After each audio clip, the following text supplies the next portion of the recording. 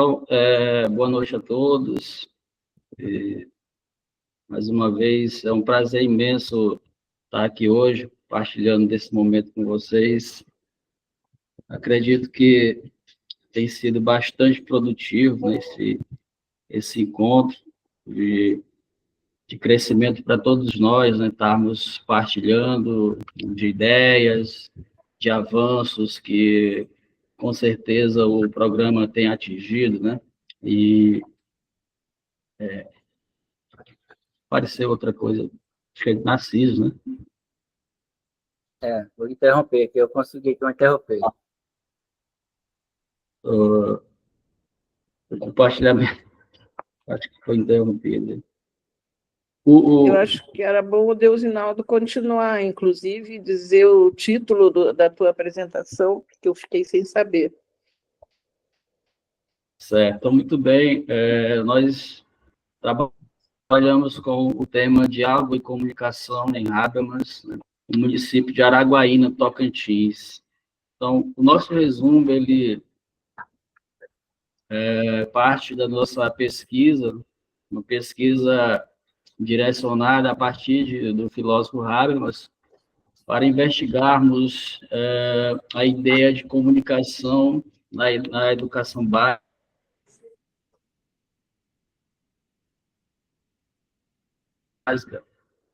analisando uma escola específica no município de Araguaína, Tocantins. Para realizarmos este trabalho, nós selecionamos uma turma específica, que é a turma de segunda série da Escola Campus Brasil, onde, na ocasião, iremos fazer um grupo de debates com os estudantes dessa turma, né, para que a gente possa ali fazer uma intervenção, né? Podemos perceber que o diálogo, ele, de certa forma, ele é fundamental, né, para que a gente consiga trabalhar a filosofia dentro dessa ideia de comunicação. A gente sabe que os nossos estudantes, isso em todos os lugares no Brasil, a gente observa que ainda um certo descaso com a filosofia, e no sentido de não dar um certo valor. E aí a gente pensa em trabalhar a ideia da comunicação, do diálogo, em Habermas, a partir da ideia do discurso, né, onde se possa perceber que todos têm a capacidade de fala, né? E nessa fala o teor principal é o entendimento, né? Cada um dá a sua posição, mas sem perder aquilo que Habermas chama de capacidade discursiva, né? Não é falar de qualquer jeito, qualquer coisa, mas sim falar de uma maneira racional, né? Onde o discurso ele tem um embasamento. Porque o Habermas diz que em uma discussão todos têm o direito de fala, têm voz, né? Mas para que essa fala seja ouvida, é necessário que haja uma racionalidade, faça sentido o discurso, né? Tem uma certa racionalidade por trás.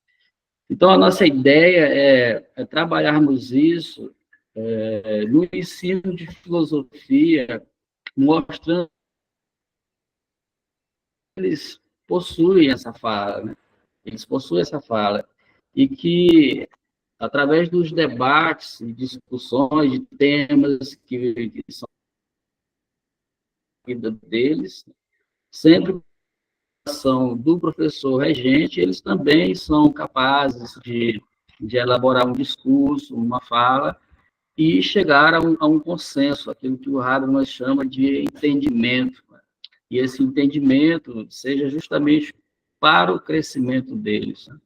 Então, o nosso trabalho, ele gira em torno dessa perspectiva, né, de fomentar, de perceber que é possível se trabalhar a filosofia por meio do diálogo, do debate, e para isso nós vamos fazer essa intervenção na segunda série da Escola Campus Brasil, na cidade de Araguaína, Tocantins. A gente vai fazer essa intervenção. O nosso projeto, ele parte a partir dessa ideia que a gente já está, digamos assim, executando. Então, resumidamente, para fechar a minha fala, o nosso resumo ele é esse, né? O tempo ele é bem curto. O nosso tema é esse: trabalhar o diálogo e a comunicação a partir dessa perspectiva habermasiana com os estudantes da segunda série da Escola Campus Brasil. Aqui eu encerro a minha fala e deixo aberto para algum comentário ou alguma contribuição possível dos amigos.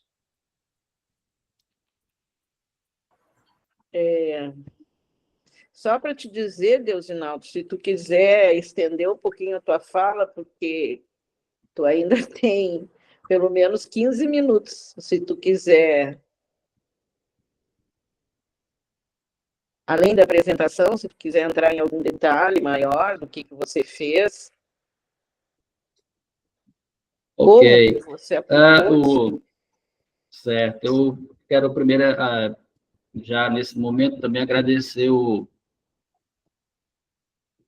professor Paulo Sérgio, que é o professor da Universidade UFT, que tem nos acompanhado, nos orientado no desenvolvimento desse trabalho.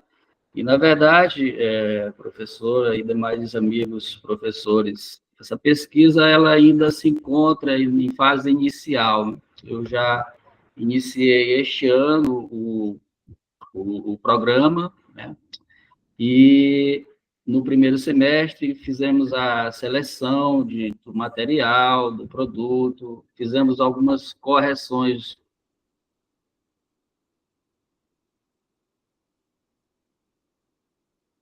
no projeto, com a orientação do produto. Então, algumas revisões de literatura selecionadas para aplicação a partir do projeto. Deste segundo semestre, eu já estarei visitando a turma que foi selecionada para aplicação, para que daí a gente consiga coletar, né? Coletar os dados por meio de uma pesquisa que iremos fazer. Temos também um questionário já elaborado para que seja aplicado nessa turma. E diante das informações que nós iremos coletar na pesquisa de campo, né, na parte experimental do produto, a partir daí nós iniciaremos a intervenção, onde começaremos a escrever a respeito desse processo de intervenção daquilo que se coletou na parte prática da pesquisa. Tá? Então, essa pesquisa ela não é uma pesquisa que já está concluída, mas sim uma pesquisa que se inicia agora. Então, mais uma vez, o professor Paulo Sérgio ele tem nos orientado e a gente espera que, durante esse segundo semestre, muita coisa que nós, juntamente com o nosso orientador, a gente consiga já dar um avanço bem positivo para a pesquisa. Certo?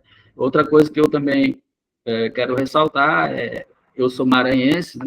Eu sou do Maranhão e cheguei no Tocantins para assumir um concurso público da rede estadual já esse ano, e também, na ocasião, tive a oportunidade de ingressar no mestrado profissional. Né?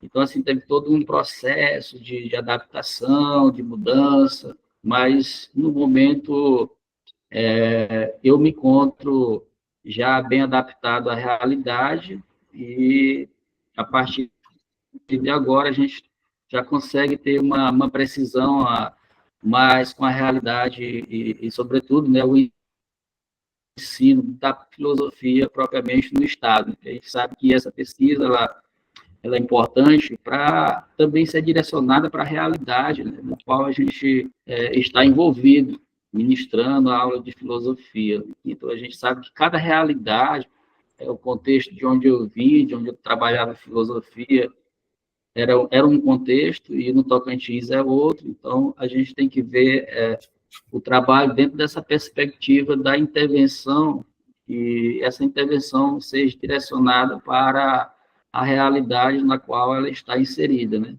Então, nesse sentido, também tem essa adaptação, também requer um certo tempo, e aí nós já conseguimos, né, em 6 meses, dar uma avançada boa, e o que pretendemos é, a partir daqui, tornar isso bem mais prático e bem mais contundente dentro do nosso processo de pesquisa. Então, é isso, e a gente busca, né, no autor, no Habermas, essa ideia de comunicação, do diálogo, do discurso pautado na racionalidade, né? E é fundamental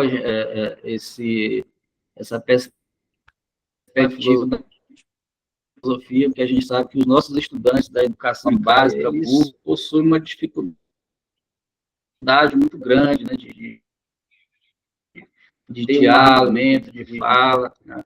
E, não obstante, a filosofia ela nos ajudaria, de certa maneira, né, nessa perspectiva habermasiana, a trabalharmos essa ideia de diálogo, de racionalidade comunicativa. Então, é isso, eu assim encerro a minha fala, não mais, sem mais delongas. Professor Paulo Sérgio, quiser falar alguma coisa, deixa aberto aí para você. Obrigado. Obrigado, Desinaldo. Narciso, conseguiu resolver? Sim. Sim. Então, você pode dar continuidade? Sim. À vontade. Bem, eu me chamo Narciso. A minha linha de pesquisa é práticas dialógicas para o ensino da filosofia.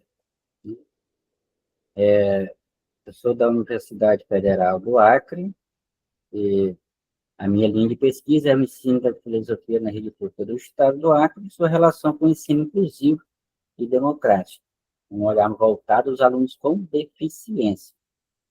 Vou tentar ser o mais prático possível. A nossa pesquisa, ela busca uma mediação da sala de aula e do ensino de filosofia com acessibilidade inclusiva, né?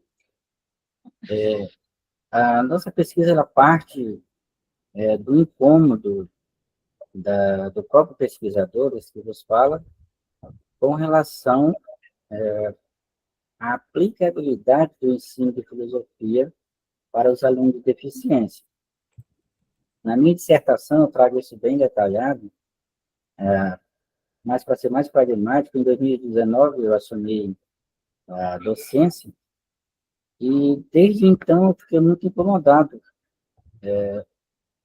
porque eu percebi que os alunos com deficiência, de certa forma, eles ficavam um pouco de escanteio, né?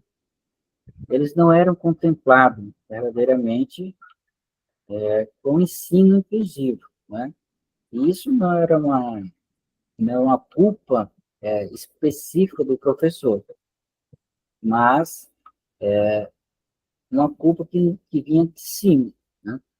Da própria Secretaria de Educação, o que eu faço essa delimitação bem detalhada no meu projeto, né?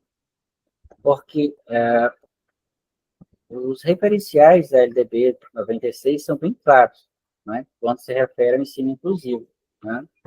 Que é na escola pública e que o aluno deve ser incluído de forma satisfatória. Portanto, como nós analisamos de forma presente, não é isso que acontece. O que acontece é que as escolas locais, eles não têm um planejamento diretamente com os especialistas, que são mediadores, né, pessoal da sala de recursos, etc., para trazer o conteúdo de forma totalmente inclusiva, né? O que acontece? Apenas os mediadores são responsabilizados de transmitir essa mensagem, e quando é uma mensagem filosófica, os mediadores não são capazes de transmitir essa mensagem. Então, o que nós propomos no nosso projeto? nós propomos justamente um diálogo entre esses atores, né? Os atores da educação, né, que se refere à Secretaria de Educação, e também às escolas locais, para que, através de referenciais teóricos e metodológicos, a gente pudesse chegar a uma certa justificativa plausível para a inclusão desses alunos com deficiência. É do conhecimento de todos, eu falo aqui nesse slide, é do conhecimento de todo o corpo docente, a imensa dificuldade que enfrentam os professores para lidar com alunos portadores de deficiência, ECD, né, que está aqui. Aí eu abri um rodapézinho, que é a abreviação pessoa com deficiência, né, desde 2006, aqui pela Organização das Nações Unidas, a ONU. Desse modo, nossa pesquisa versa sobre os seguintes aspectos. 2 pontos. Letra A, analisar metodologias voltadas à inclusão dos PCDs e transpor a realidade da sala de aula. Letra B, analisar a formação docente ofertada na rede estadual de Rio Branco, no Acre, e dialogar com os atores educacionais a fim de achar uma solução viável às complexidades do ensino especial na perspectiva da inclusão. Letra C, ofertar um produto educacional voltado aos alunos com deficiência, com o objetivo de auxiliar pais, professores, mediadores e cuidadores, a fim de dar o suporte, esclarecer, propor soluções por meio de referencial teórico e metodológico, bem como propor por meio de cartilha os DSM, que é o Manual Diagnóstico e Estatístico de Transtornos Mentais, publicado pela Associação Americana de Psiquiatria, abre aspas, APA.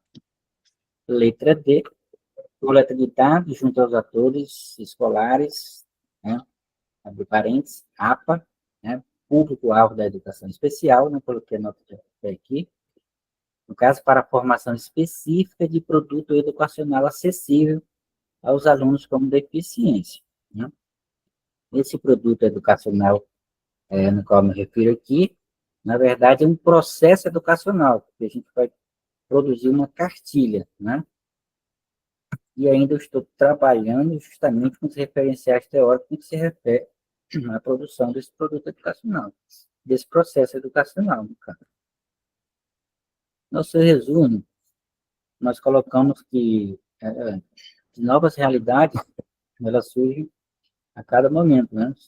Os paradigmas que emergem na nossa sociedade, é crescente o número de autismo e outras deficiências. Todo ano a gente vê esse número aumentando de forma alarmante, né? No trabalho a gente vai trabalhar essa perspectiva histórica, social, por que está aumentando, né? Nesse sentido, se faz urgente a necessidade de buscar entender e mediar saídas para auxiliar tanto os professores como atendentes, mediadores das escolas públicas. Estão me ouvindo bem? Sim.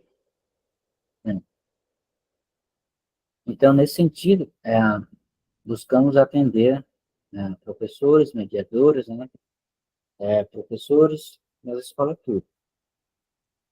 O presente trabalho também busca identificar, por meio de pressupostos teóricos metodológicos, diversos meios para se chegar à mediação entre prática docente e o ensino acessível, né, ao público dos alunos com deficiência.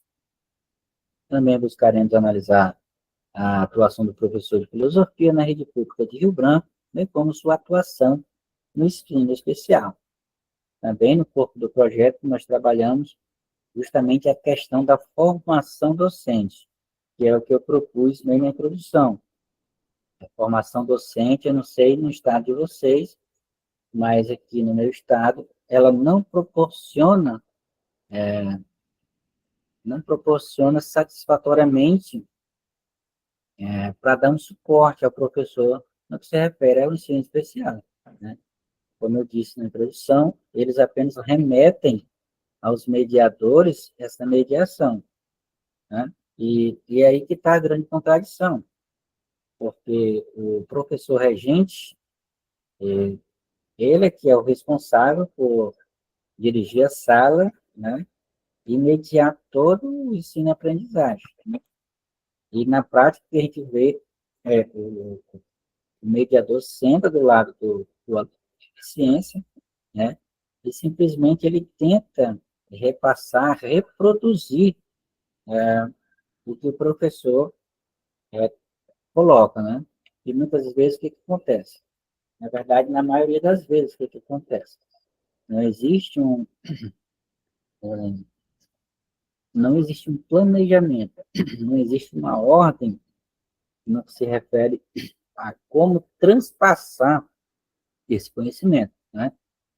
E tem que acontecer, que a gente trabalha no nosso projeto, é que os professores têm que fazer, no mínimo, uma reunião, né, com os mediadores e colocar as claras, a sequência, e falar como é que ele vai trabalhar. E ficar mantendo relação e contato constantemente com os mediadores, né? Porque cada situação é uma situação específica, né? Cada aluno com deficiência é uma especificidade em comum. Então, se torna muito difícil, muito trabalhoso essa questão, né? A gente até coloca também no corpo do trabalho justamente esses esclarecimentos. Não é fácil um professor de escola pública, eu tenho que lidar com 2 contratos, por exemplo, trabalhar essa questão, né? Mas se fizer tudo com planejamento, tudo dentro das normas, não, não dá de ser tão devagar, assim, está devagando muito, né? Dá para auxiliar de uma forma mais abrangente, que é isso que a gente propõe fazer, né? Por meio nossos referenciais teóricos. A nossa justificativa, nosso projeto justifica-se pelo fato da grande carência de aperfeiçoamento dos professores para atuar de forma inclusiva no espaço escolar. Também pelo fato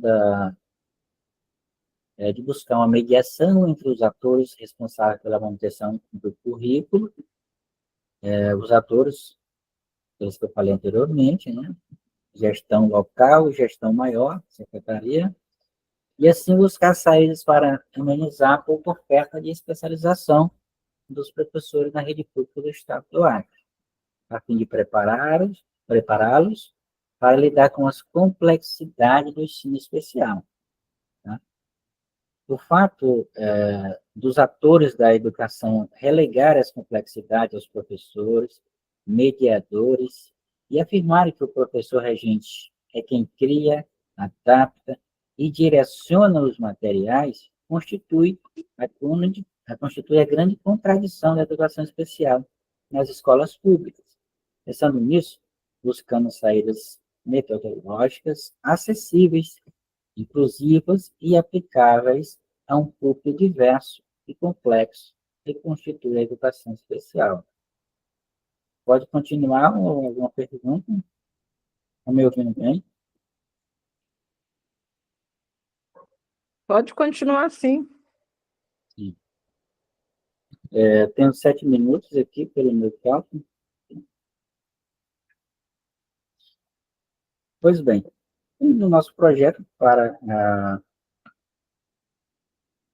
que fique bem claro, nós pretendemos trabalhar um pouco das leis em específico, né, para que nós possamos ter um arcabouço mais plausível quando nós apresentarmos esse projeto aos atores, no qual eu citei para vocês.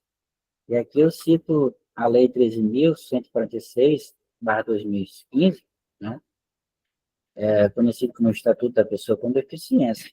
Ela visa assegurar as pessoas com necessidades especiais em questões como saúde, educação, moradia e trabalho, reforça o compromisso para com as pessoas portadoras de deficiência, né?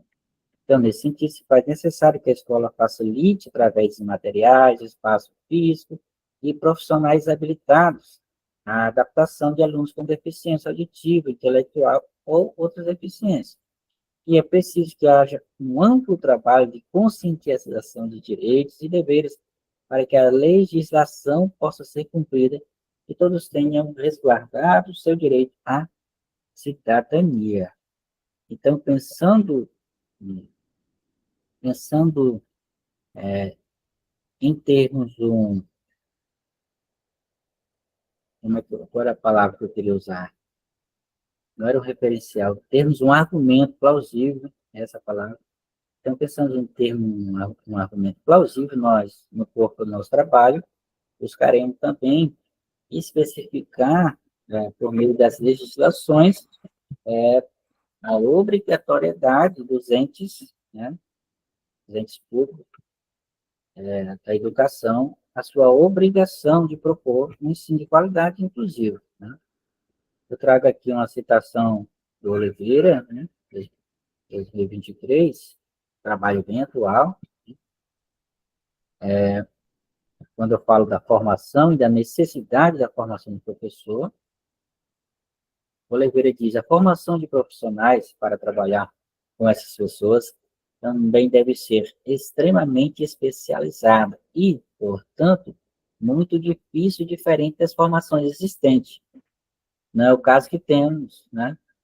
Não é o caso de termos professores especialistas, ele fala, na área de educação especial. No entanto, conhecer o necessário para não causar constrangimento aos alunos com algum tipo de deficiência. Né? E aí, para ser mais pragmático e fechar a minha fala, na nossa escola, teve um fato bem recente com relação à falta de conhecimento no que se refere a alunos com deficiência. Tinha um aluno com um espectro autista, e vocês sabem que o aluno com espectro autista é muito complexo e complicado para lidar com ele. E um professor, por falta de conhecimento, disse: mas isso aí é só falta de umas palmadas, né? Então, são coisas desse tipo que não podem acontecer, né? Então, o professor precisa se apropriar dos conhecimentos no que se refere à educação especial, porque é crescente esse dado estatístico de diagnóstico de alunos com necessidades especiais. Então, a cada dia se faz urgente essa necessidade de nós, como professores, nos aperfeiçoar, né? E restando 2 minutos, eu vou fechando a fala dizendo que esse que vos fala, o pesquisador, tem buscado se aperfeiçoar essa especificidade, né? Desde 2019, no qual fiz uma pós na área da educação especial, e desde então, a minha curiosidade só vem aumentando, e eu tenho buscado, nesse projeto, oferecer um trabalho que seja bem salutar, bem que possa dar um suporte acessível ao professor. Então, é isso. Eu deixo os comentários. Obrigado, Narciso. Na sequência, a gente tem o trabalho do Juliano José Alcântara de Oliveira, intitulado Os Exercícios Espirituais de Pierre Hadot e as Lições Epicuristas para o Ensino de Filosofia no Ensino Médio. Juliano, você nos ouve bem? Ok. Vocês estão me ouvindo? Ouvimos. Sim, estamos ouvindo. Certo. Vou tentar aqui compartilhar. Ok. Então, boa noite. Eu sou Juliano José Alcântara de Oliveira. Sou professor da Rede Estadual de Ensino do Estado do Rio Grande do Norte. Trabalho na Escola Estadual Doutor Severiano, no município de Macaíba. A principal escola da cidade onde eu trabalho, onde eu moro, né? A principal escola de ensino médio, que agrega a maior quantidade de alunos nessa faixa de ensino. Também sou aluno do mestrado, né, da Universidade Estadual do Rio Grande do Norte, no campus da cidade de Caicó. Portanto, eu estou a 247 quilômetros de onde eu curso o mestrado. Bem, e aí o título da minha pesquisa, né, os exercícios espirituais, né, de Pierre Hadot, as lições epicuristas para o ensino de filosofia no ensino médio. E aí, sem muita demora, né, o que motivou a pesquisa, né? Em palavras rápidas, após o contexto da pandemia da Covid-19, nós notamos a volta às aulas, ainda que meio que limitada, por causa do distanciamento social, tínhamos que usar máscara, etc. E tal. Entre outras coisas, nós notamos um comportamento que alterou e chamou nossa atenção, que foi o número de casos de jovens, ao que parece com crise de ansiedade, inquietações, angústia. Tivemos, por exemplo, casos bem nítidos disso, de jovens se mutilando, né, se automutilando, e isso nos chamou a atenção. E aí, conversando com os colegas, professores das outras disciplinas, percebemos que isso não era apenas uma percepção individual nossa, mas que era uma percepção coletiva mesmo. E daí veio a oportunidade de entrar no mestrado e projetei, gostaria muito de pesquisar algo nesse sentido. Na verdade, eu quero de alguma forma contribuir, né, para esse cenário melhorar, né? Não sabia como, e de repente me deparei com Pierre Hadot, né? E aí Pierre Hadot, que é um filósofo, vamos dizer assim, não é da tradição filosófica, mas ele cunhou aquilo que chamamos de filosofia como modo de vida, né? Passando aqui para outro slide. E aí, dentro dessa perspectiva de Hadot, né, ele parte da ideia de que a filosofia é uma forma, uma maneira de viver, né? Não, para Hadot, filosofia ela não é um campo de disciplinas teóricas, né? Metodológico, não é apenas isso. A filosofia ela tem o seu jargão teórico, mas ela é mais do que isso. Ela transcende isso. Para Pierre Hadot, o filósofo vive e ele pensa e produz o pensamento. E produz o pensamento com a vivência, né? Esse é um ponto importante para entender o Hadot. Outro ponto interessante em Hadot é aquilo que ele chamou de exercícios espirituais. São práticas, né? Práticas intelectuais e éticas que é destinada a cultivar a sabedoria, a excelência moral, enfim. E os exercícios espirituais, eles constituem, na verdade, assim, eu vou chamar de um pacote de hábitos, né, que o filósofo deve carregar, que ajuda nessa formação do indivíduo, ao indivíduo viver e de uma forma mais simples, mais leve, para levar a vida mais tranquila, né? Acreditamos, estamos convencidos de que esse tipo de ensinamento, essa perspectiva filosófica pode sim contribuir para os nossos jovens, né? A ter um olhar diferente para a vida, ajudando a lidar com essas crises, com essas angústias, né? Dentro desse aspecto, Hadot ele olha muito para os estoicos, né? Os estoicos e o exemplo de Sócrates, né? Sócrates, para Hadot, é o filósofo por excelência, né? Porque Sócrates, ele não só filosofava, mas ele vivia e o filosofar fazia parte da vida dele, né? E é mais ou menos isso que acontecia com os estoicos e, é claro, com o epicurismo, né? Deixa eu passar aqui o outro slide. Aqui a gente vai perceber o seguinte: três, três passos principais, ou três exercícios espirituais, vamos dizer assim, mais importante. Eu tô dizendo mais importante, mas não é bem isso, né? Mas é o conjunto disso que torna a importância do exercício espiritual, né? A atenção, a memorização e a meditação, né? A atenção é que é a vigilância, para vigiar a si mesmo, para o filósofo aprender a estar sempre atento, né? A memorização e a meditação são como regras de vida, né?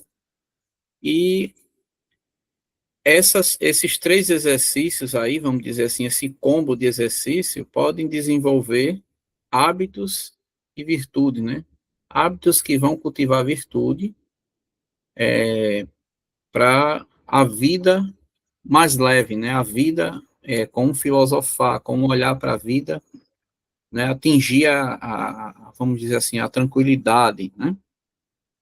E assim, podemos, em suma, aprender a cultivar a tranquilidade interior, a resiliência e a nos tornarmos cada vez mais capazes de enfrentar as diversidades da vida.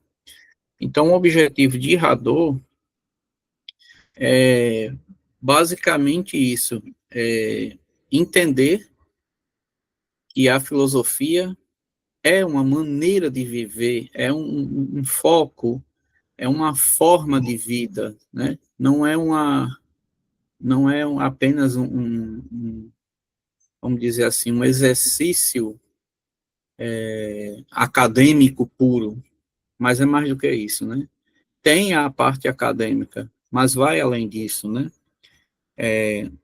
Das lições de Hadot.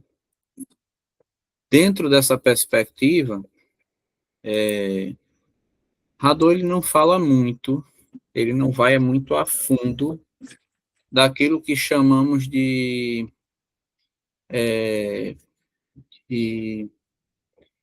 epicurismo, né? Porque nós sabemos que tem o próprio Epicuro, que viveu lá no período da invasão macedônica, né, da ocupação macedônica. O Epicuro ele é um filósofo grego, polêmico, porque tanto ele é falado pelos detratores, né, como é falado também pelos amigos que viveram com ele. Os detratores, segundo Laertius, né, o acusavam de muitas coisas, né, o acusavam de uma série de coisas que ele era fanfarrão, que ele bebia muito, que comia demais, que vomitava para comer de novo.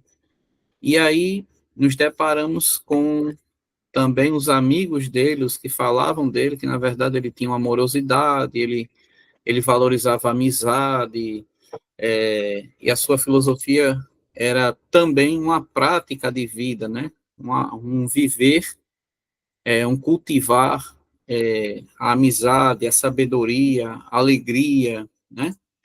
E aí tem os famosos remédios da alma, que a tradição chamou de tetrafármaco, que são as 4 lições epicuristas: não temer aos deuses, não se angustiar com a morte, entender que a dor é suportável e entender que o sumo bem é o prazer, ou seja, a vida, a essência da vida, a felicidade está no prazer. E aqui tem um ponto que a gente tem que tomar cuidado, que o prazer não é aquele prazer desmedido, não é aquele prazer exacerbado, não é o prazer com equilíbrio, né? Então, essa é a parte que queremos levar para nossa pesquisa, né? E aí tem muita coisa para a gente fazer. Deixa eu passar aqui o outro slide. Caminho a ser percorrido, né? Caminho a ser percorrido é o seguinte: eu estou nessa fase de revisão da literatura, estou nessa fase de estou para qualificar, né? A minha qualificação no dia 23. E aí, após a qualificação, se Deus quiser, passando pela qualificação, tem muita coisa a fazer. Resumindo, eu tenho isso aqui para fazer. Rodada de entrevista para coletar os dados dos alunos, saber as primeiras impressões desses jovens, né? O que eles acham em relação à vida. Tem todo um roteiro que já está todo no meu projeto, que foi aprovado pelo Comitê de Ética, né? Tem a intervenção pedagógica, que são ciclos de aulas onde eu estou prevendo de 5 a 8 encontros. Claro que pode ter alguma alteração, pode ser mais, pode ser menos, não sei. Vai depender da demanda, né? Escolhemos um número de 20 alunos participantes dessa pesquisa. Uma vez que terminarmos essa intervenção pedagógica, né? Aí faremos novas entrevistas, que é a segunda coleta de dados, e com essa coleta de dados, nós faremos a comparação dos primeiros dados com os segundos dados, e aí quais são os resultados que a gente espera obter. Muito sinceramente, eu não sei quais são os resultados que teremos. Eu espero que seja positivo, eu espero que tenha um ganho aí para a filosofia, para o ensino da filosofia. Basicamente isso, o caminho que ainda tenho que percorrer pela frente. E é isso, pessoal. Eu tenho a dizer, só me resta dizer meu muito obrigado e estou à disposição aí. Obrigado, Juliano. Professora É Cris, bem isso, nós Juliano. estamos em 4, né, 4 apresentações. A gente pode dar continuidade, então, com o Nosicácio, depois a gente abre para o debate? Pode ser? Sim, Concorda? Professora Cris? sim, sim. Pode ser? Ok. Então, a gente dá continuidade com o trabalho do Nosicácio Gomes de Oliveira. Ele vai apresentar um trabalho intitulado A Força Emancipatória da Pedagogia de Projetos para a Filosofia no Ensino Médio. Nosicácio, você tem 20 minutos, fique à vontade.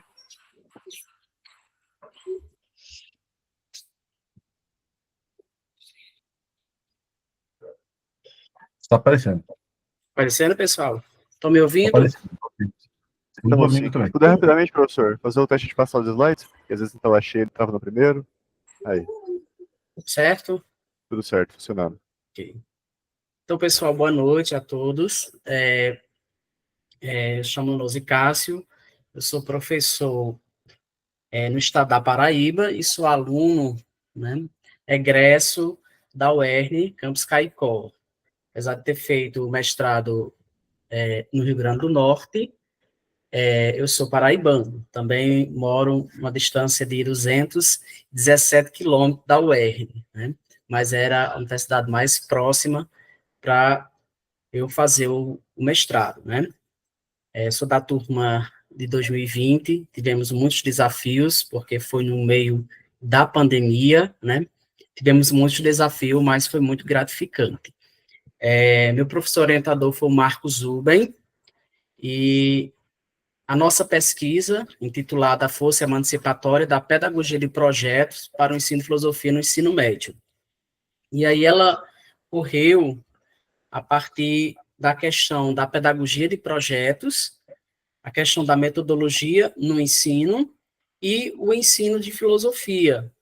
E aí, para trazer a filosofia para o ensino, para a pesquisa, nós usamos essas máximas, a experiência e o princípio de continuidade, né, tratada por John Dewey, um filósofo norte-americano, que foi o nosso aporte filosófico.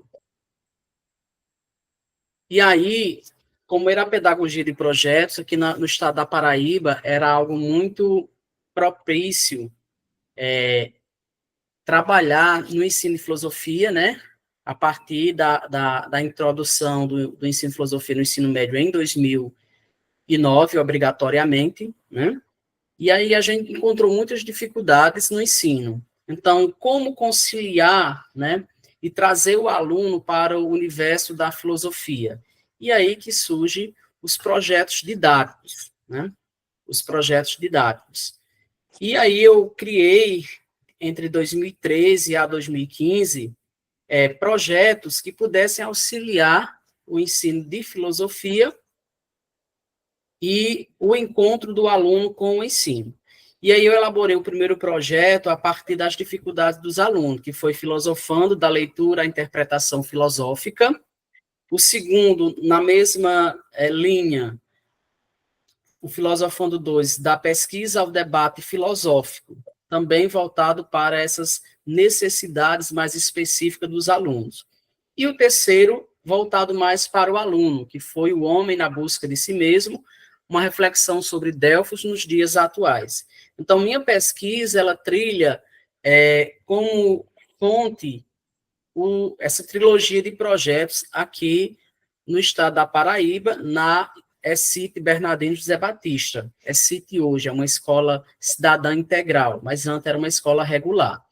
E aí a nossa pesquisa, ela vai, né, dentro dessa problemática de investigar quais as contribuições da pedagogia de projeto, não apenas para a perspectiva pedagógica, mas também para a filosofia. E aí, quais as implicações para a produção do conhecimento filosófico com a pedagogia de projeto. Nas investigações e contribuições, trazer esses aspectos pedagógicos que são importantes e que são fáceis de ser encontrados, mas também trazer essa abordagem filosófica. E, por fim, uma promoção do conhecimento filosófico e a experiência filosófica, né? Então, a partir dessas atividades, das ações, podemos promover um conhecimento filosófico que promova também uma experiência. Então, é possível que esses alunos, eles consigam... Só um instante, pessoal.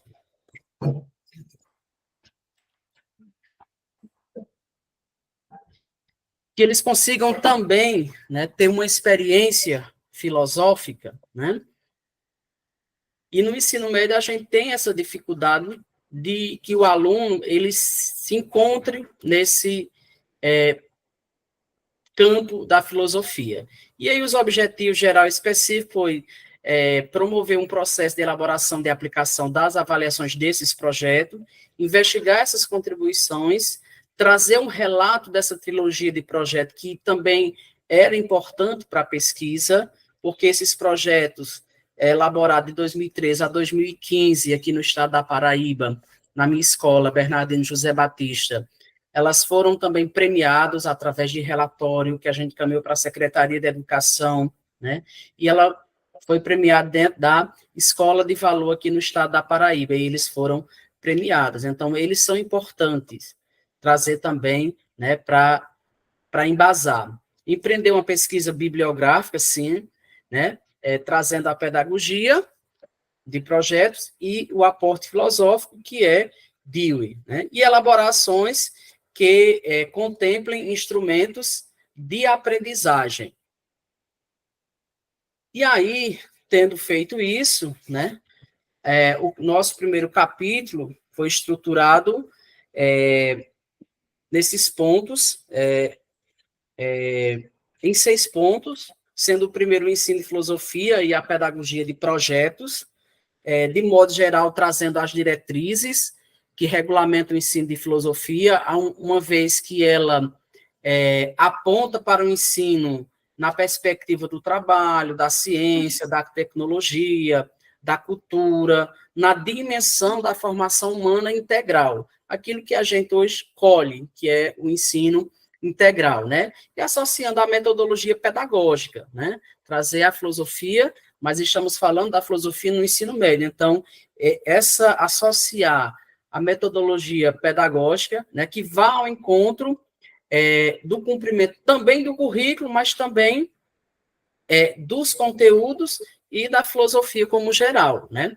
Tanto é que uma das teóricas que a gente trouxe para as diretrizes é Lídia Maria Rodrigues, que ela fala: os conteúdos associados a novas concepções didático-pedagógicas desenvolvem as competências cognitivas que a reflexão filosófica requer nesse processo. O segundo ponto é o ensino de filosofia e os projetos didáticos. E aí a gente traz, né, o ensino da filosofia e esses projetos, buscando o encontro do ensino com a filosofia, o encontro do ensino de filosofia com esses projetos. Para quê? Para que consiga viabilizar o alcance de uma teoria prática, né? Aquilo que está na teoria também se torne uma prática, né? Dentro da filosofia. E Dewey é o nosso principal aliado. E foi aí, quando eu entrei, que fiz projetos, seleção e tudo, eu não tinha um aporte filosófico. Meu orientador, ele me apresentou Dewey, eu tinha estudado na graduação, mas nem lembrava tanto de Dewey. E quando ele me traz Dewey, que eu comecei a ler, então ele disse, então é Dewey mesmo, é de fato esse aporte. E aí, o ponto 3, a pedagogia de projetos e o conceito da experiência em John Dewey, que traz essa questão da experiência. E aí, eu pude perceber que as ações, né, o envolvimento das ações da prática do ensino de filosofia, elas podem promover experiências, né, para a vida desses alunos. E aí, Dewey vai contextualizar, de fato, que essa experiência se dá a partir da vida orgânica, né? Se dá a partir de um mundo físico, mas também de um mundo social. E aí a gente tem que entender que o aluno é um ser vivo no mundo físico, social, político, né, que também são atravessados por questões internas e questões externas da sociedade. E o ponto 3, aliás, o ponto 4, sobre Dewey e o pragmatismo, a sua influência também no Brasil. E aí nós vamos entender qual a relação de Dewey com o Brasil, que nós tivemos aqui no Brasil, o principal aporte, né, dewiano no Brasil, foi Anísio Teixeira, né, um grande personagem que acolheu Dewey e sua teoria pragmática na esfera de uma sociedade mais democrática. E sendo esse aluno, esse ser social, ele busca também essa democracia dentro do ensino. Mas para falar disso, a gente teria que falar um pouco da história do ensino no Brasil, né? Porque também essa relação de Dewey e Anísio Teixeira é do ensino no século XX, né? Um outro contexto, né? E aí, essa educação mais democrática, né, que transita na teoria de Dewey e também na luta de Anísio Teixeira, com o desejo de uma sociedade mais favorável à educação, com acesso à educação, uma sociedade muito mais democrática, onde esse aluno seja, de fato, um protagonista, né, dentro do ensino. E Dewey, de certa forma, esse teórico da educação, da filosofia, da pedagogia de projeto, mas não da pedagogia de projeto em si, porque o principal teórico da pedagogia de projeto é Nilbo Nogueira, né? E para introduzir Nilbo, eu trago uma fala aqui de Paulo Freire, porque ele diz que ensinar não é apenas transmitir conhecimento, mas criar possibilidades para a sua produção ou sua construção, né? Então, o ensino é um processo que produz, né, o resultado de um produto que se constrói, né? Ele não nasce pronto e acabado.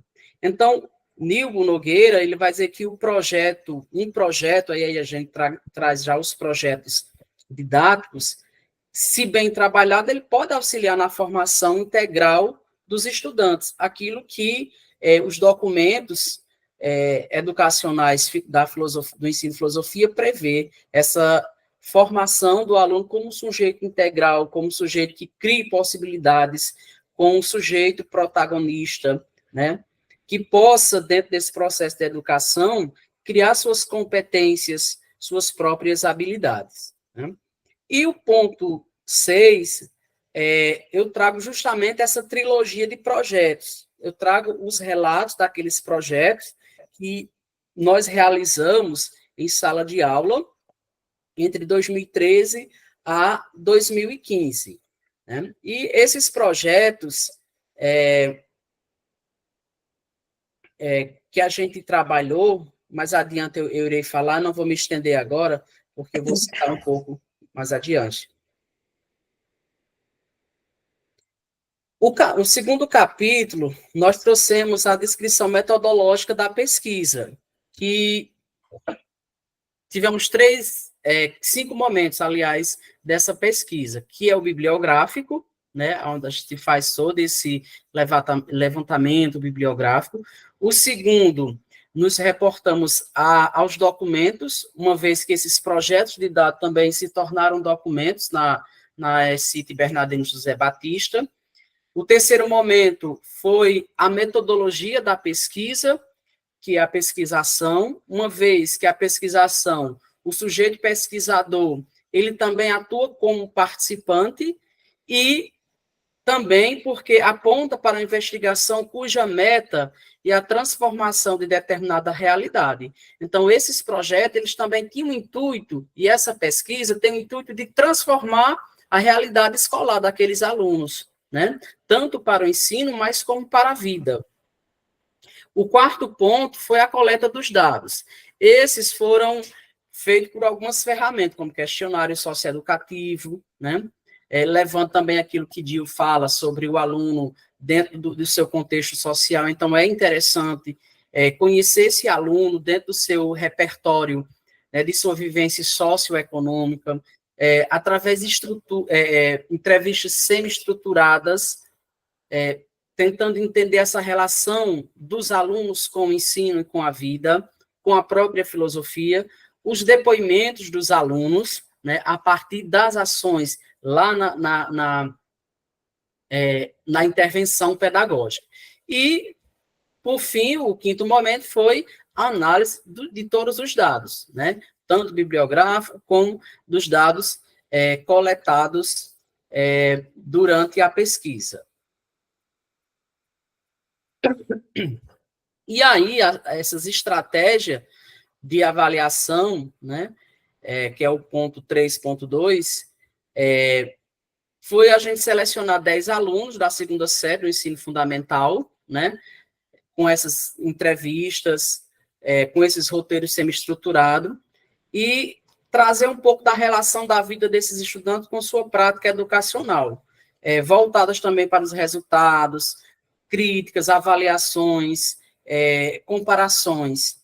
E aí também gera os riscos, mas a gente sempre tenta minimizar aqueles riscos, né, de exposição dos alunos, que, de certa forma, não houve, né, porque era um número mínimo e a gente teve todo o cuidado, né, junto com o Comitê de Ética da Universidade, né? E o benefício é trazer uma prática metodológica que contribua para o ensino, né, de filosofia no ensino médio. No capítulo 3, nós fizemos essa análise dos dados na intervenção pedagógica e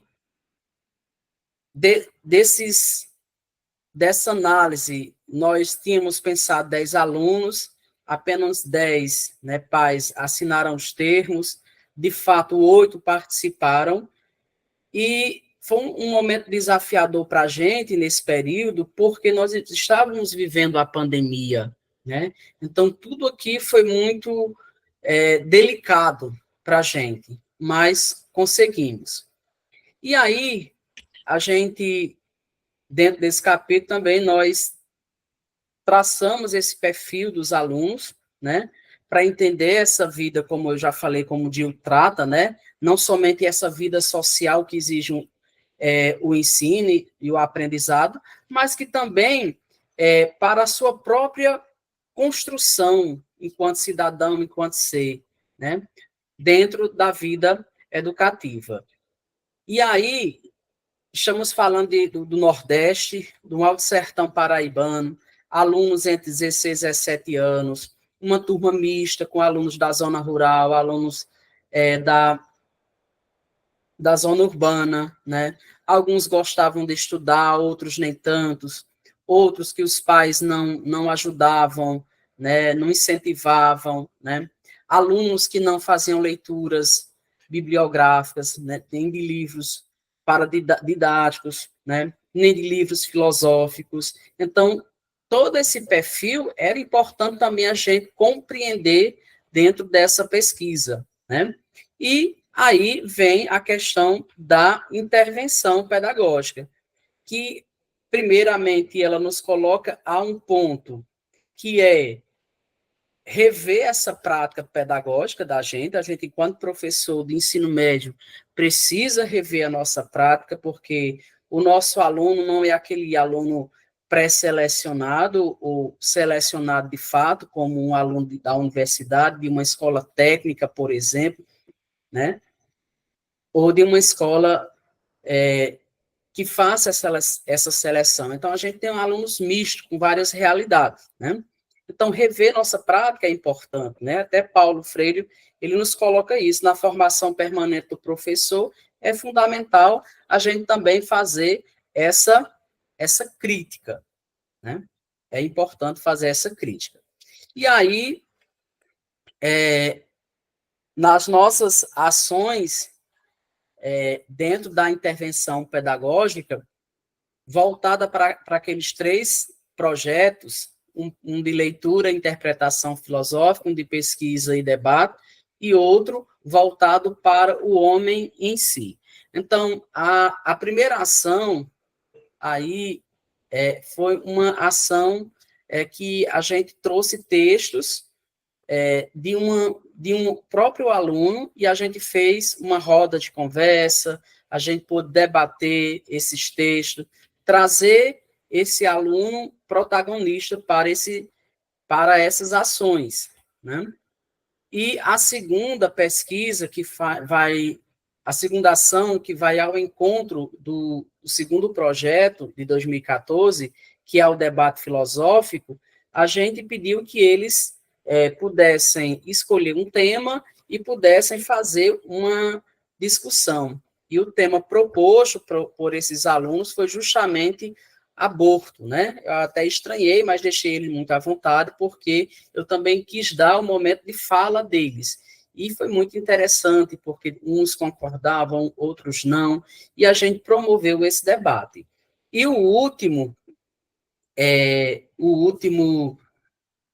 a última ação, a gente elaborou uma oficina, e eu intitulei essa oficina, prisioneiro meu, sobre o enigma do conhece-te a ti mesmo, liberte-se, né? Então, os nossos alunos, eles estão cheios de si mesmo, mas também estão cheios dos outros, e muito presos aos preconceitos sociais, políticos, religiosos, né?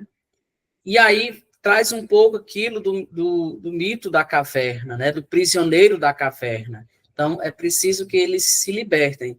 E essa oficina foi muito interessante para a gente, porque eles puderam falar sobre si e puderam também escrever e se verem como seres, como homem, como cidadão, como protagonista, como donos de si.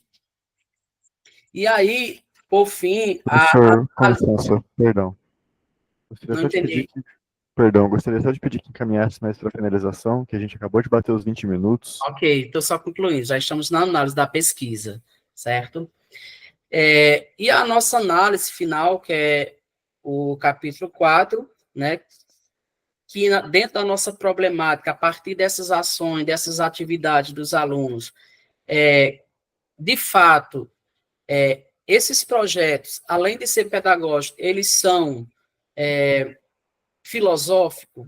Esses alunos conseguiram passar por uma experiência filosófica, né?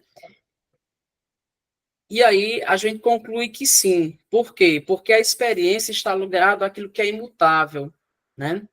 E esses alunos, eles conseguem colocar, né, para si e para a escola, dentro das aulas de filosofia, algo que eles não conseguiram fazer em casa, que eles não conseguem fazer na rua, né? Então, esses alunos, eles, de fato, tiveram uma experiência pedagógica, mas também uma experiência filosófica. Por quê? Porque eles projetaram mudanças, porque eles são seres de transformações, são seres de mudança na sociedade. E a partir do ensino e das ações dos projetos, essa mudança, essa experiência é possível.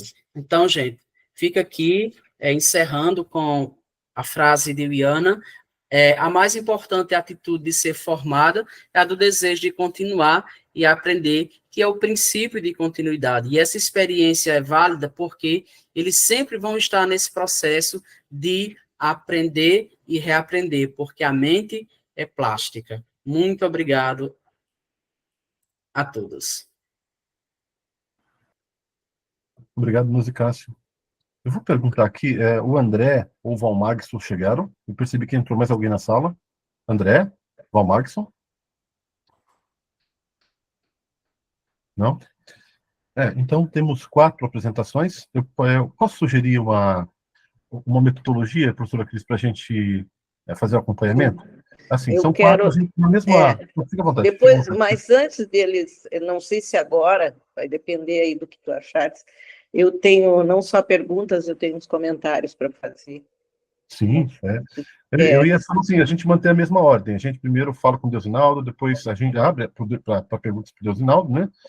Depois a gente vai passando na sequência conforme foi apresentado. Pode ser?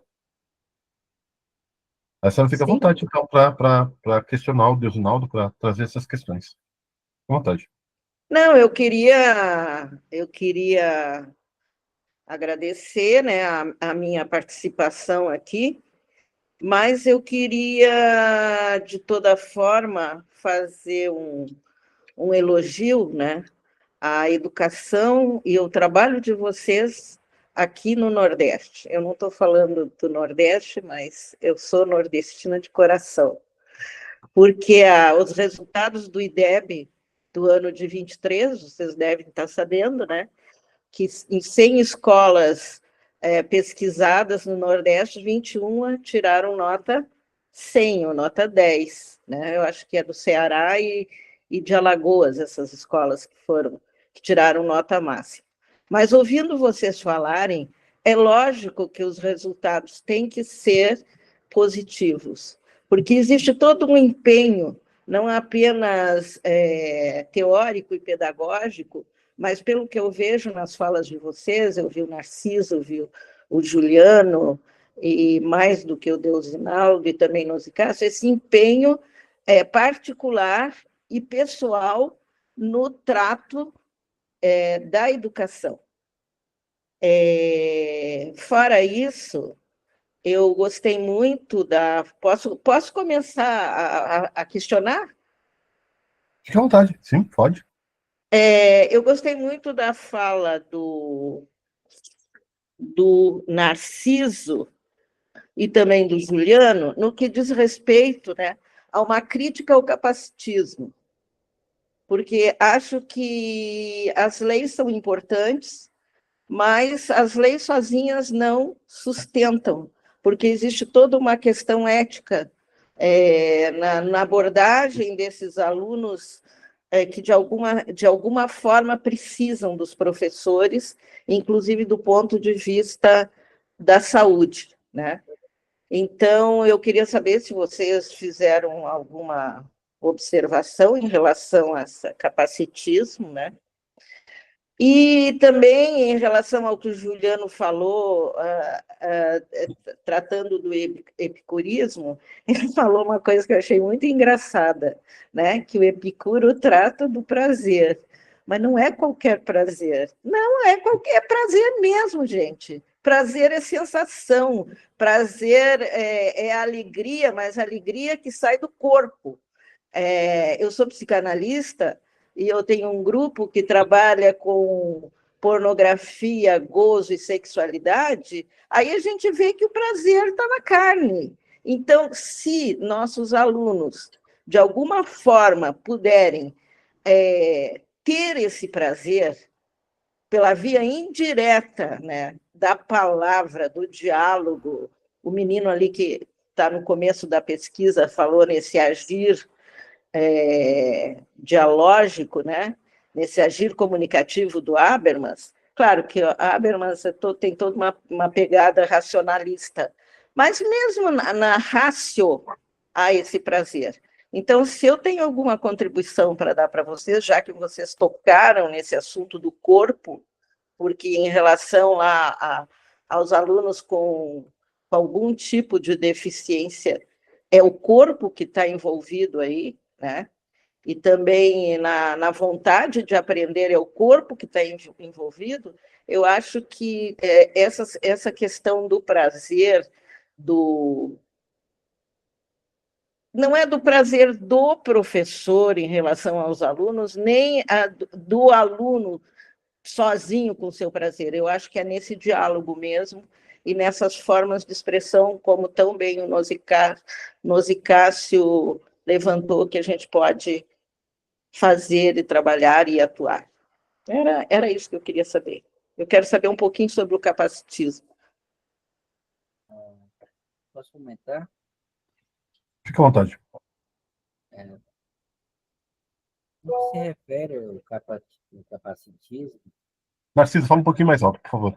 sim, no que se refere ao capacitismo, no qual eu trato no meu trabalho, é muito complexo, porque o capacitismo é, de certa forma, sutil, né?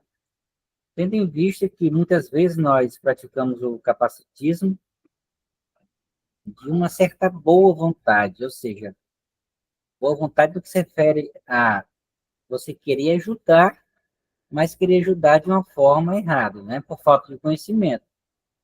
Por exemplo, vou dar um exemplo. Você tem um deficiente na beira da rua, né? Está com o propósito de atravessar a rua, logicamente.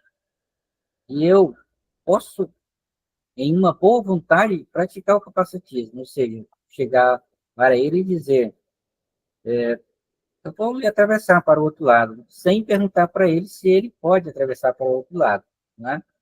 Então, nesse sentido, eu acho que a maioria dos professores, a maioria de nós, cometemos o capacitismo, né? Porque muitas vezes nós, na boa vontade, por fato de um conhecimento das deficiências, das problemáticas dos corpos, nós praticamos, de certa forma, o capacitismo, né? E é isso que eu venho discorrendo no trabalho, sobre o esclarecimento, né? Sobre oferecer esse suporte ao professor para que ele possa, de certa forma, conhecer as especificidades de cada problema, né? Porque, caso contrário, a gente pode cometer o capacitismo de uma forma inocente. Certo. Alguém quer continuar a falar o capacitismo, Juliano? Bom, eu me ative a atenção pela professora colocou, a questão do prazer. Sobre o capacitismo, confesso que eu não me ative a pergunta, assim, perdão, professor.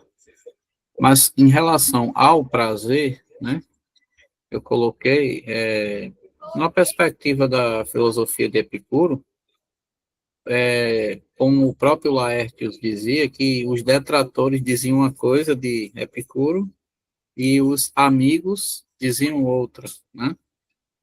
E os detratores de Epicuro iam justamente nessa, de chamá-lo de fanfarrão, de um cara dado a práticas, vamos dizer assim, lascívias, né? E aí confundiram essa perspectiva do prazer que Epicuro colocava com esse prazer, vamos dizer assim, dado a desmedida da vida. E que a gente percebe que na literatura dos amigos de Epicuro, né, dos que seguiram o pensamento de Epicuro, os epicuristas, é que é um prazer, mas também dotado de um certo equilíbrio,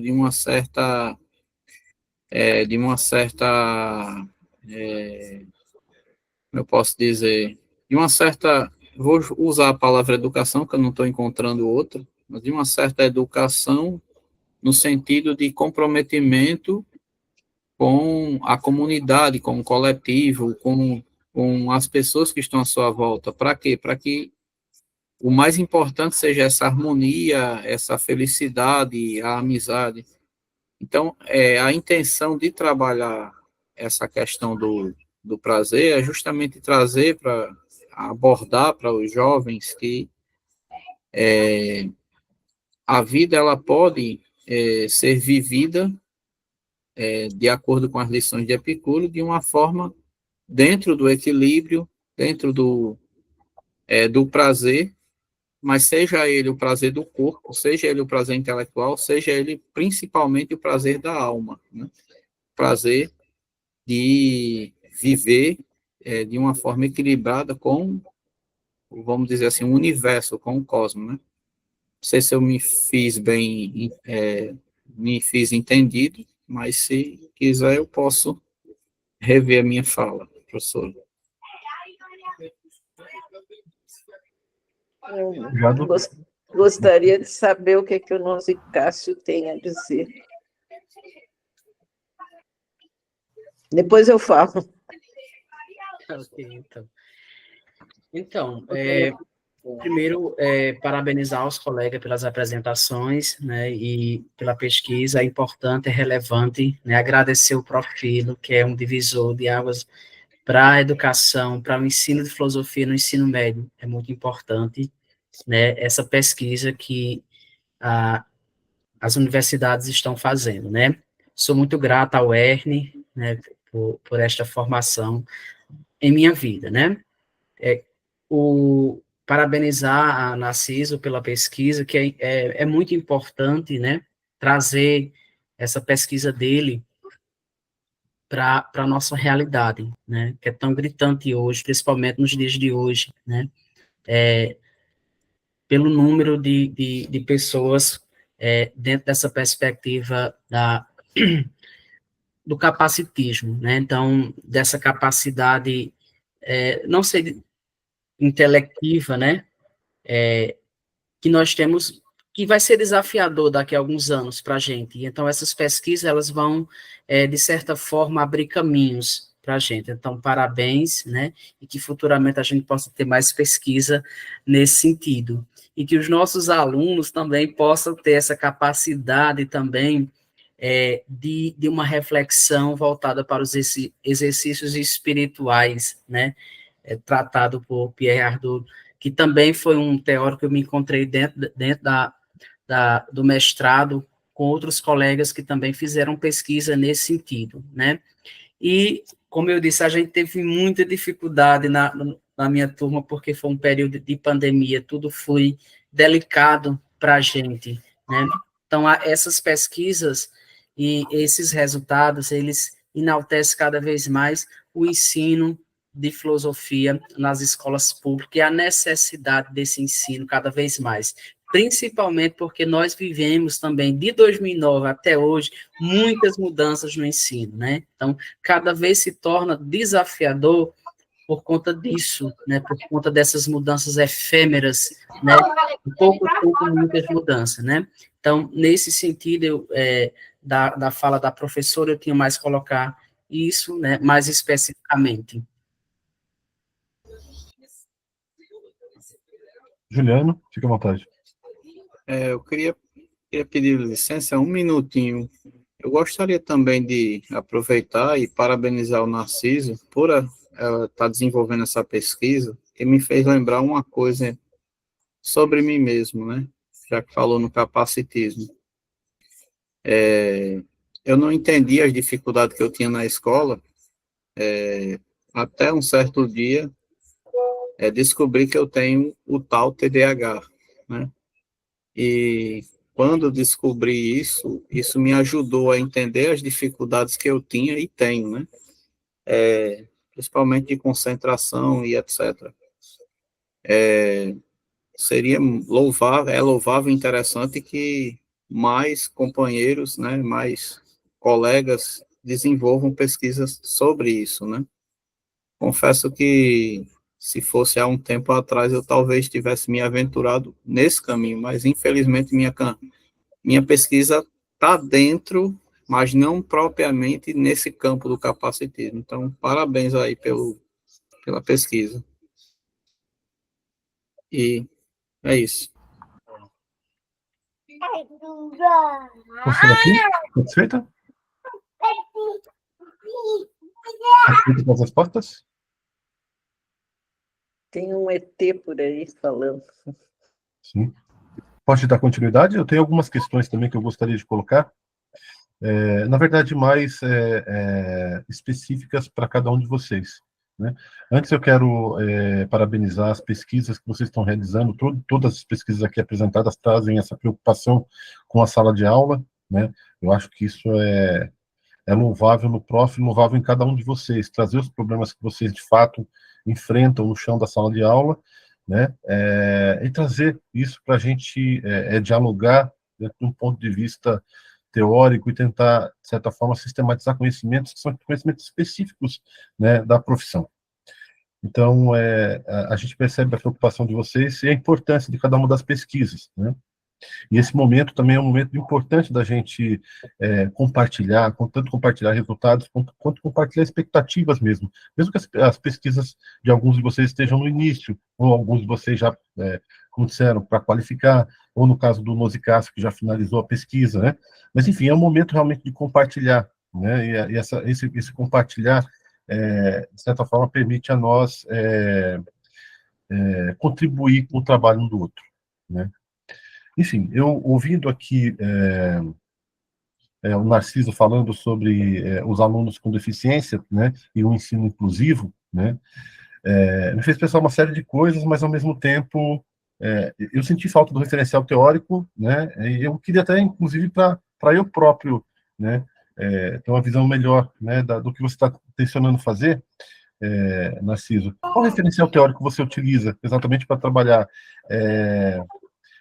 aquilo que você chamou de uma formação especializada, né, e um tratamento para os professores, né, quer dizer, uma formação para os professores lidar com essa questão em sala de aula, né? Por exemplo, uma questão de espectro autista. A gente sabe que na academia, na universidade, a gente, de fato, né, se não for um curso de pedagogia, a gente não tem realmente a formação do professor voltado para tratar dessas questões que são bastante pontuais e que exigem um especialista na sala de aula, né? Enfim, como é que você vê essa questão? Justamente, faltou detalhar essa questão. O referencial teórico, eu estou trabalhando ele mais uma forma... Só um pouquinho que eu vou tirar meu filho que está aqui, gritando aqui.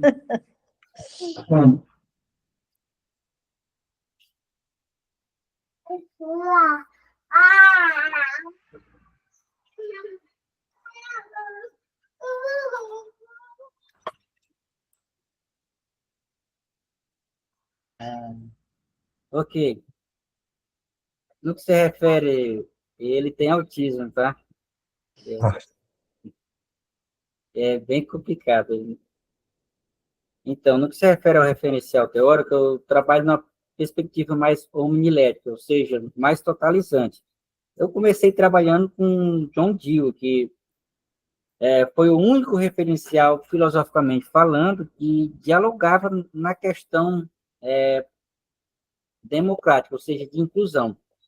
Mas aí, na perspectiva que eu queria abarcar, eu percebi que estava ficando meio forçado, né?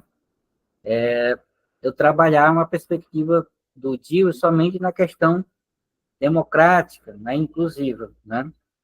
Então, eu comecei a procurar referenciais teóricos metodológicos na questão da aplicação prática da inclusão.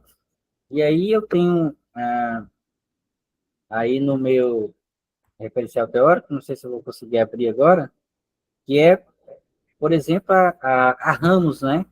Que já foi uma professora, agora aposentada, né? Na Escola de São Paulo, e que ela trabalhou toda a sua vida, a metade dela dedicada ao ensino especial. E lá ela traz vários exemplos práticos no seu livro, descrevendo como ela conseguiu fazer essa inclusão nas escolas de São Paulo, né? E trago vários outros, né? A educação inclusiva, perspectivas complementares no respeito às diferenças. A minha bibliografia, ela é bem extensa no que se refere a essa perspectiva que eu vou trabalhar para a inclusão, né? Como eu falei, é mais homilética, mais totalizante. Aí eu falo do professor, né? Como ele conseguir essa inclusão, que é a inclusão escolar, o que é, por quê e como fazer, que é da Maria Teresa Egler, né? Da Maria Teresa Egler Maton. E falando de capacitismo, tem o Vicky de Marco, né?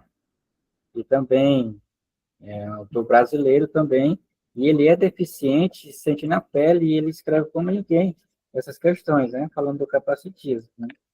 Então, são esses referenciais, muito práticos no que se refere a essa aplicação. Então, são referenciais práticos, e não filosóficos, né? Como eu disse, eu passei uns 3 meses na leitura de Dio e vi que estava complicado eu continuar. Por isso, eu fiquei só com esses referenciais teóricos de autores que trabalham especificamente a questão. Ficou como uma sugestão, né? Sim. Certo, Narciso. Eu vou fazer uma questão para o Deusinaldo, que também me chamou a atenção, né? Ele fala de construir um embasamento, uma racionalidade nos alunos, uma racionalidade específica, né? Que dê conta dessa questão do diálogo, da própria fala, né? Já que, na verdade, o que você está trabalhando lá é a teoria da comunicação, né? Do Habermas. E como é que você pensa em implementar isso em sala de aula? Eu estou perguntando isso, Deusinaldo, porque, na verdade, a gente pega uma teoria como a do Habermas, que a gente percebe que esse diálogo do qual ele fala exige também um grau bastante avançado de abstração, né, em termos de racionalidade, né? Como se aplicaria isso numa sala de aula do ensino médio, no contexto, né, do nosso país? Como é que você faria essa adaptação realmente para trabalhar a teoria habermasiana, né? E como é que você pensa em produzir uma intervenção a partir desse olhar? Muito bem.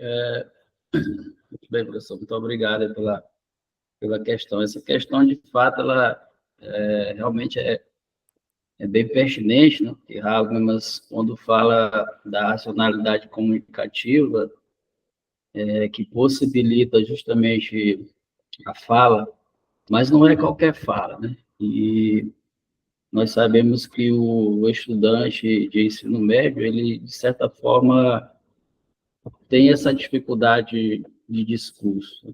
Então, a nossa ideia, professor, é justamente, enquanto papel de professor de filosofia, tentar fazer com que esses estudantes eles se alimentem dessa ideia de que é possível ter um discurso mais próximo de uma racionalidade, né? De um discurso que não é um discurso aleatório. A gente sabe que hoje, né, com a tecnologia, de certa forma, a internet dá voz a todo mundo, né? Todo mundo pega informação em qualquer lugar e acha que está bem fundamentado, né? Mas a nossa preocupação é justamente de tentar, por meio desse diálogo, né, com base Na ação comunicativa de Habermas, percebemos que a fala ela tem que ser, de alguma forma, um discurso racional, né? Porque a gente pode falar de qualquer coisa, qualquer assunto pode ser discutido, né? Até mesmo nesse universo do estudante lá do ensino médio, mas, mesmo com essa ideia de que é possível falar qualquer coisa, mas essa qualquer coisa precisa ser dita de uma maneira racional, né? Que tem uma certa pretensão de um discurso ordenado, que seja racionalizado, sempre levando em conta que o outro também tem a opinião dele, né? Então, que o discurso, por mais bem elaborado que seja, ele não continua a verdade em si. Então, é preciso também saber ouvir o outro, algo que é muito conflitante, né, entre esses estudantes. A gente sabe que eles chegam com os seus argumentos prontos e muitas vezes aleatórios, né, sem nenhum fundamento. Então, a nossa pretensão como processo de intervenção é tentar percebermos que é possível, sim, construir já nesse processo de ensino ali na educação básica, ensino médio, essa construção de um argumento mais bem elaborado e que seja de forma mais racional e sempre visa o consenso, né, na perspectiva de solução de problemas. Para isso, nós vamos utilizar formar um grupo de debates, né, dentro da escola, na turma de segunda série, e a partir daí a gente vai trabalhar dentro dessa perspectiva, né, de, ao mesmo tempo, instruindo, né, o debate na sala de aula, mas também dando voz a esses estudantes. Então, de alguma maneira, a gente vai, professor, né, porque a gente sabe que é muito complexo, né, a teoria habermasiana, então a gente tenta fazer uma ponte, né, para ligar essa racionalidade com a perspectiva do diálogo, do discurso dentro da sala de aula, mas sem perder a ideia central, que é a teoria que embasa o trabalho. É isso. Perfeito. Juliano, tem uma questão também que eu gostaria de colocar para você.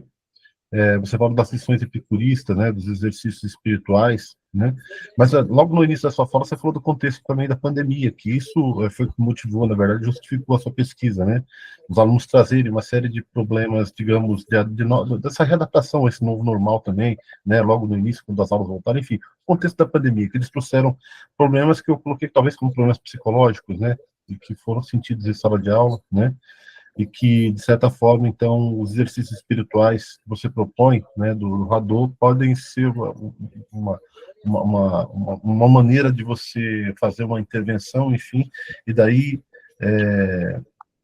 conseguir retirar alguns aspectos da própria pesquisa, né, enquanto dados, enfim, coleta de dados mesmo. Mas o que me chamou a atenção foi o seguinte, essa questão da filosofia como modo de vida, né, na sala de aula, especificamente, quando você está lá trabalhando com os conteúdos curriculares, né? Como conciliar, por exemplo, essa questão do modo de vida, de teorias específicas com as quais você está trabalhando, com os conteúdos curriculares? Como você conciliou essas duas coisas, né? Acho que isso é um dado importante. Todos nós, vocês, no caso, estão pesquisando, você não pode parar o conteúdo curricular para fazer a aplicação de um outro conteúdo de experimentação, digamos assim. Tem que conciliar essas duas coisas, né? Na verdade, o conteúdo curricular ele sempre continua, né? É dentro dele ou no trabalho com ele que o nosso trabalho se faz, seja metodológico, seja de intervenção qualquer que seja, né? Mas, enfim, isso suscitou uma certa dúvida, né? Como é que você conciliou essa aplicação da sua intervenção com os conteúdos curriculares? Na verdade, essa filosofia como modo de vida, ela está nas entrelinhas do meu fazer pedagógico, né? Pedagógico não, filosófico mesmo. Está nas entrelinhas do próprio conteúdo da BNCC, em alguns pontos, né, quando a gente fala sobre a relação do homem com o mundo do trabalho, a relação do homem com o mundo contemporâneo, a contemporaneidade é isso, é uma crise permanente, né, uma instabilidade constante, todo mundo correndo atrás para chegar a algum lugar que ninguém sabe onde é.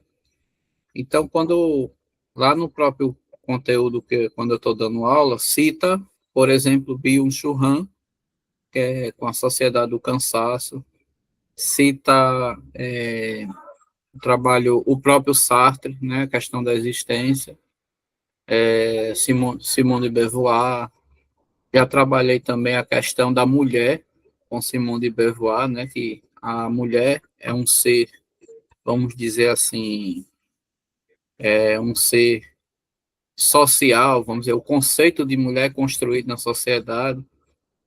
Aí, voltando à questão da contemporaneidade, então as pessoas, nesse mundo que a gente vive numa espécie de, sim, esqueci de falar eu acho que o nome é esse, professor, é Guy Debord, não sei se eu estou pronunciando corretamente, que também fala da sociedade do espetáculo, né?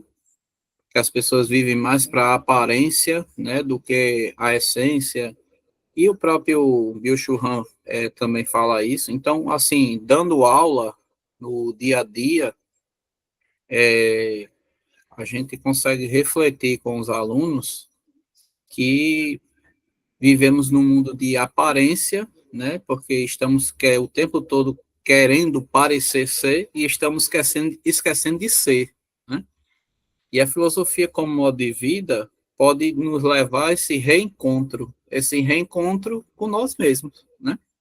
Então, na perspectiva eu sempre coloco para os alunos que a filosofia, o filósofo vive e produz pensamento com a própria vida. E é o que a gente pode fazer, né? Nessa perspectiva aí que eu trabalho, professor. Assim, eu acredito que ela já está nas entrelinhas, no modo de viver da gente mesmo. Eu acredito nisso, né? Perfeito. E vou fazer uma última questão para o Nosicácio, também para a gente complementar, enfim, discutir um pouco mais o seu trabalho. O seu trabalho já é concluído, né? E acho que uma questão que para nós é importante, né, quando o trabalho já está concluído, enfim, é qual o impacto da intervenção, o impacto desse trabalho hoje que você verifica pós, né? Você terminou o curso já na sala de aula, né? O que você carrega dessa pesquisa ainda, né? E que você aplica e que você vê resultados, né? Enfim, que possam ser trazidos aqui para a gente, enfim, vislumbrar um pouco, né?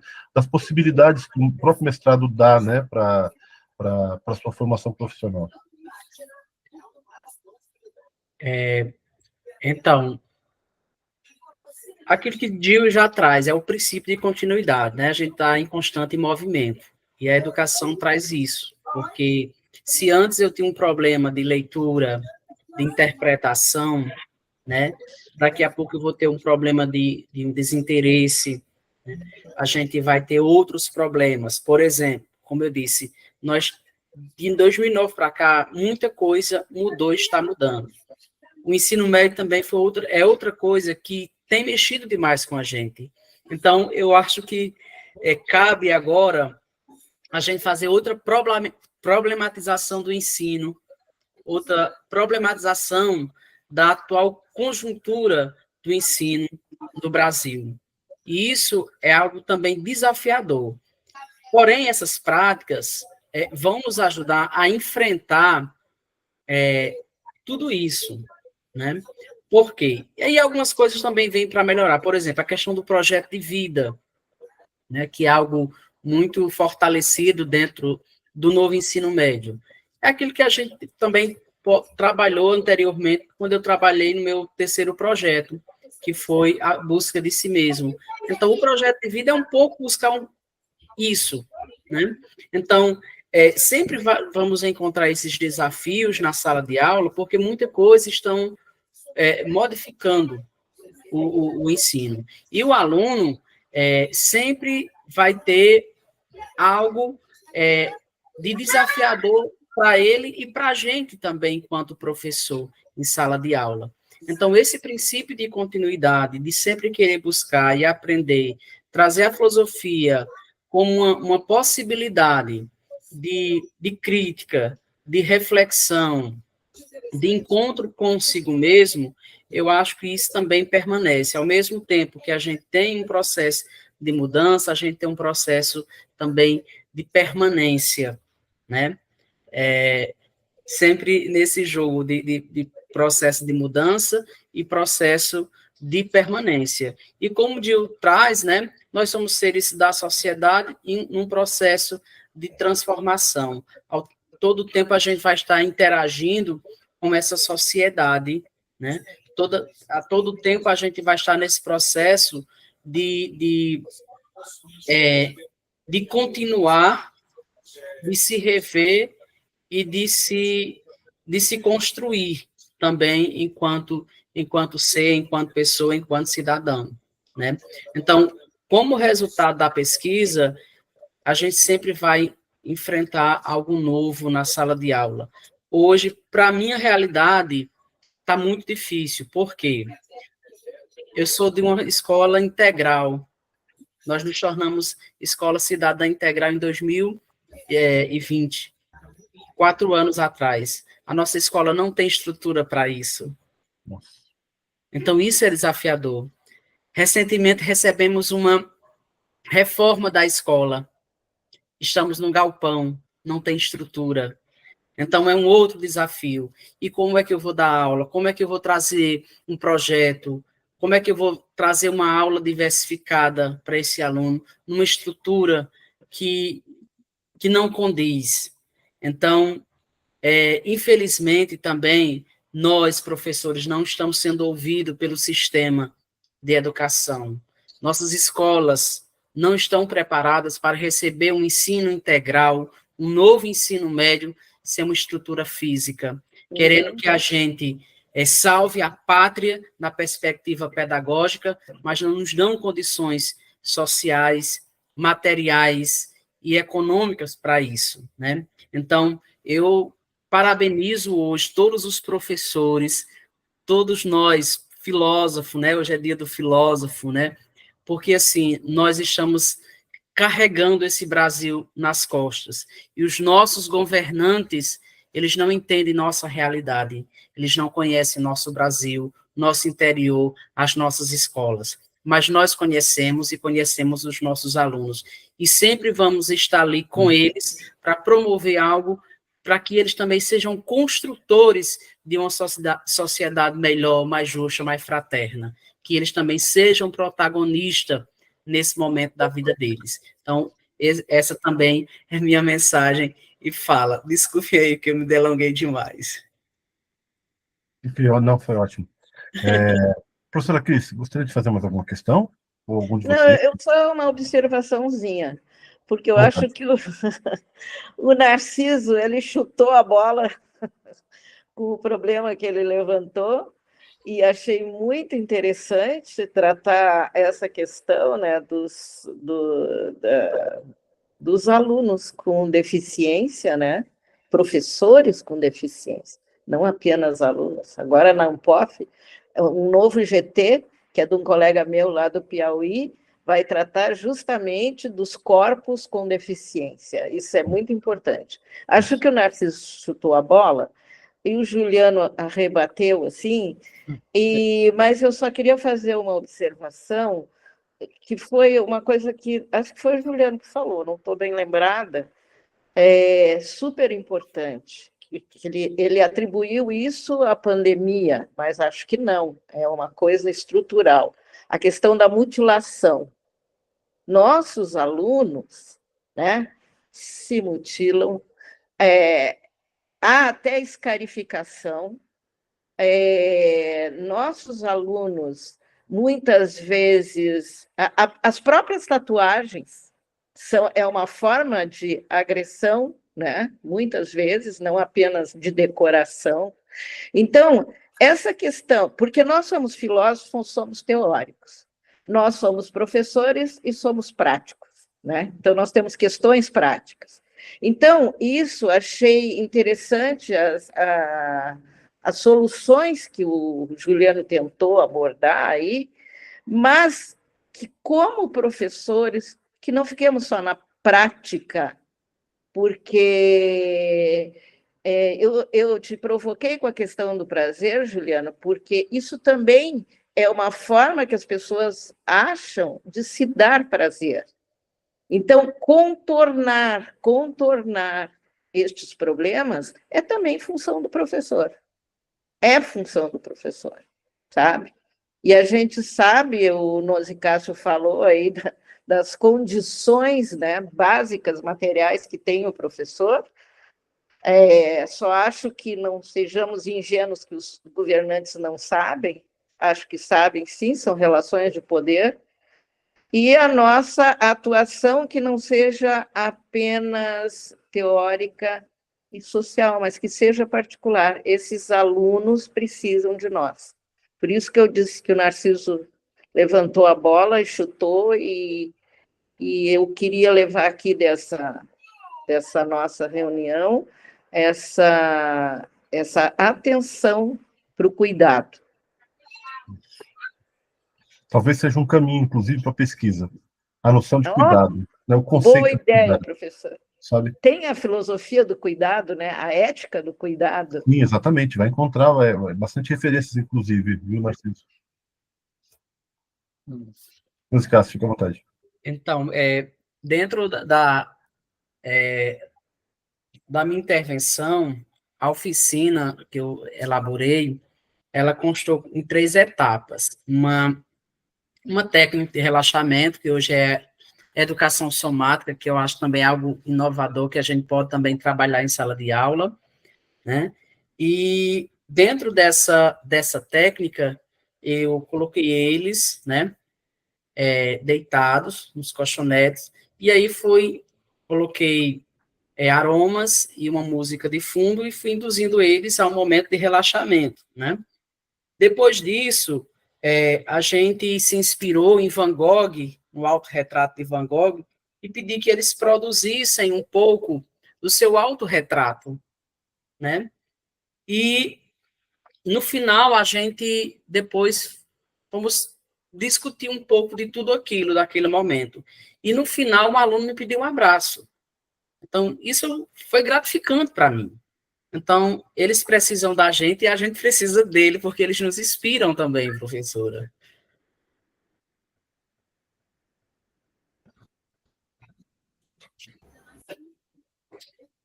Perfeito. Vocês gostariam de fazer mais alguma questão, de levantar mais algum tema para debate? Eu me dou por satisfeito com as que eu fiz. Fique à vontade. Queria só perguntar ao Nozi Cássio, o trabalho dele, como foi concluído, está publicado no Profilo. Eu queria dar uma lida no trabalho dele, até para questão de extração de alguns conteúdos que eu posso utilizar, no caso. Posta no chat seu contato, aí vocês trocam figurinhas. Isso, já ia pedir isso. Vou colocar aqui, aí você... Só para fechar, professor e professora, eu tenho tido experiências, inclusive recentes, né, de alunos e alunas que me procuram para conversar, às vezes termina aulas, eles vêm conversar, e só reforçando de como eles estão precisando de nós, né, tem uma garota que pela manhã eu não sabia, ela tem as particularidades dela e eu não entendia por que ela sempre, todos os dias, quando eu chego na sala, no colégio, ela corre e me dá um abraço e eu não sabia por quê. E tem uns rapazes à tarde também que sempre me procuram para conversar e estão sempre falando nessa questão, assim, em questões da vida mesmo, como, enfim, assim,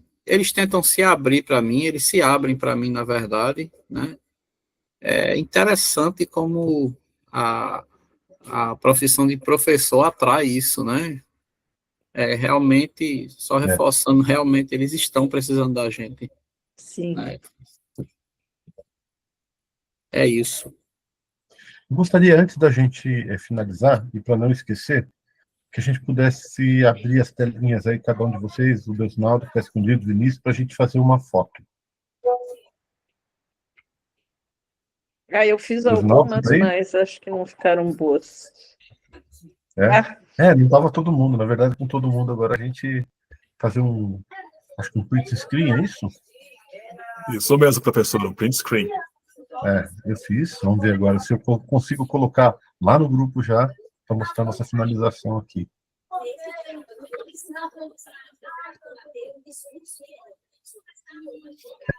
Então, a gente dá por finalizada a sessão. Né? Eu agradeço a presença de cada um de vocês. Né?